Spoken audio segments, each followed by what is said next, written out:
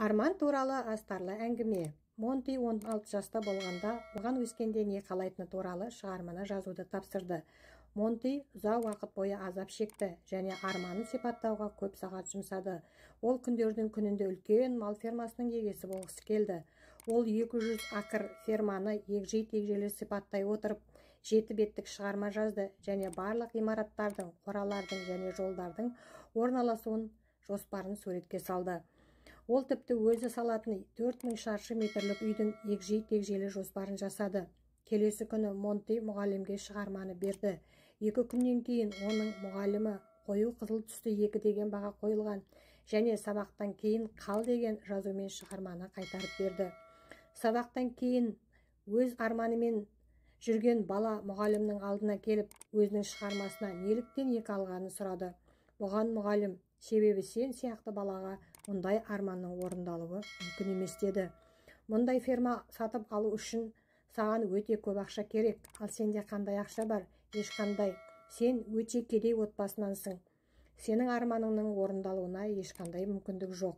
Ол мүмкін емес. Міне, менің саған айтарым. Үйге барып, басқа шынайырақ арманды сипаттайтын тағы бір шығарма жаз. Мен саған басқа баға қойып беремін.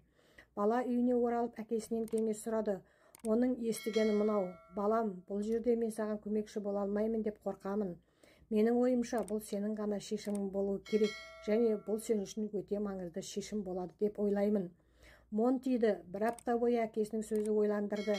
Ақырында ол сол шығарманы мұғалімге қайтарды және былай деді: екілік бағаны өзіңізге қалдырыңыз, ал мен өз арманымды өзіме қалдырамын. Уақыт өтті. Монти мектепті әлдеқашан бітіріп есейді. Ол осы оқиғаны баяндап берді де, өзің тыңдап отырған топқа бұрылып: мен сіздерге бұл оқиғаны айтуымның себебі, өйткені сіз барлығыңыз менің 4000 шаршы фут үйімде, менің 200 акр фермамның ортасында отырсыздар. Ал әлгі шығарма каменнің үстінде ілулі тұр. Монти сөзін былай деп жалғастырды: бұл оқиғаны ең таңғаларлық жері, 2 жыл бұрын жазда сол мұғалім 30 оқушыны осында әкелді және олар менің фермамда бір апта лагерде болды. Кетер алдында мұғалім маған: тыңда, Монти, мен бұл туралы қазір ғана айта аламын.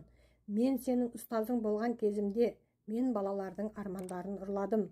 Қазір маған өте өкінішті, сол кезде көптеген балалардың армандарын ұрлағаным үшін.